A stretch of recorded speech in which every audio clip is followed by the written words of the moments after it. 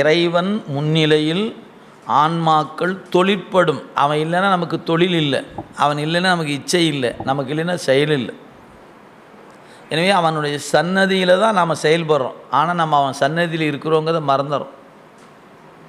சன்னதின்னு நினச்சா அது கோயிலில் இருக்குது, அது அங்கே இருக்குதுன்னு நினச்சிட்டு இருக்கிறோம்.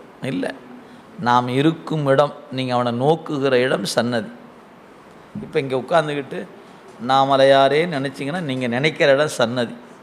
ஆரூரா அப்படின்னு நினச்சா நீங்கள் இருக்கிறது மூலட்டானம். நடராசா நினச்சா நீங்கள் இருக்கிற இடம் தில்லை.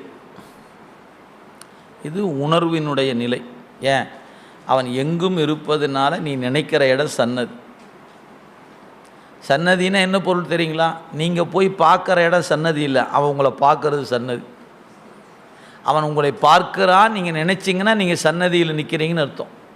நீங்கள் எங்கே வேணாலும் நிற்கலாம், தெருக்கோடியில் நிற்கலாம், பஸ் ஸ்டாண்டில் நிற்கலாம், எங்கே வேணாலும் நிற்கலாம். சுவாமி என்னை பார்த்துட்டு இருக்கிறாரு அப்படின்னு நினச்சிங்கன்னா நீங்கள் நிற்கிற இடம் சன்னதி. நாமெல்லாம் சாமி சன்னதியில் போய் நின்னாத்தான் சன்னதின்னு நினச்சிக்கிட்டு அடித்து பிடிச்சி முதலால் போய் நிற்கணும். அடுத்தவன் பார்த்தா என்ன, பார்க்காம போனால் நமக்கு என்ன, ஏதோ தள்ளியா நான் பார்க்கணும், காசை கட்டி வந்திருக்கிறேன், நான் பார்த்துட்டு தான் பார்த்தோம். பின்னாடி கூட திட்டிட்டு கிடப்பான், என்னத்தையோ திட்டிட்டு போய், எனக்கு நான் சாமி பார்த்தா போ. அதெல்லாம் சும்மா உபச்சாரம் தானுங்க. அது நீங்கள் இதெல்லாம் உள்ளுக்குள்ளே போச்சுன்னா அடித்து பிடிச்சி முடிச்சுட்டு போய் முன்னாடியில் நிற்க மாட்டீங்க. ஐயா நீங்கள் ஏன் அப்படியே எங்கேயாவது ஒரு மூலையிலேருந்து பெருமானே அப்படின்னு நினச்சா அது சண்டை. அந்த அமைதி தன்னை போல் வந்துடும். இது தெரியாததுனால தான் நம்ம என்ன பண்ணுறோம், போய் நேரில் போய் முதல் ஆளாக நின்னாத்தான் சன்னதின்னு நினச்சிட்ருக்கோம்.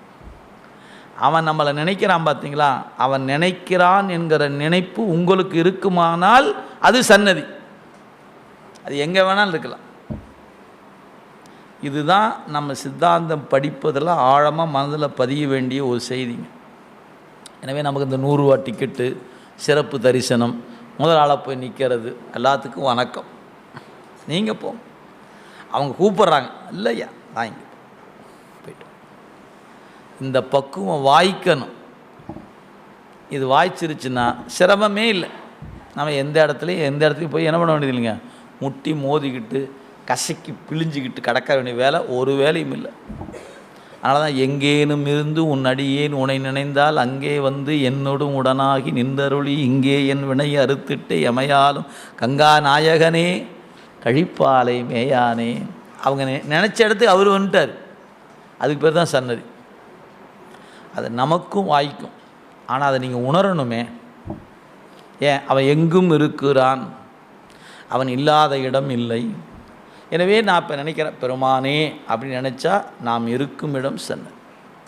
அது உணர்வில் வரணும், வெறும் சொல்லாலேயோ உபச்சாரத்தாலோ இல்லைங்க. நீங்கள் ஆட்பட அது உங்கள் அறிவுக்கு எட்டும்.